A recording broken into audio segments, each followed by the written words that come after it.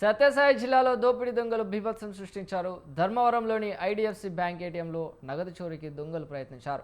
అది సాధ్యం కాకపోవడంతో ఏటీఎం మిషన్ను బొలెరో వాహనంలో ఎక్కించుకుని పరారయ్యారు. ఈ ఘటనపై వివిధ కోణాల్లో పోలీసులు దర్యాప్తు చేపట్టారు.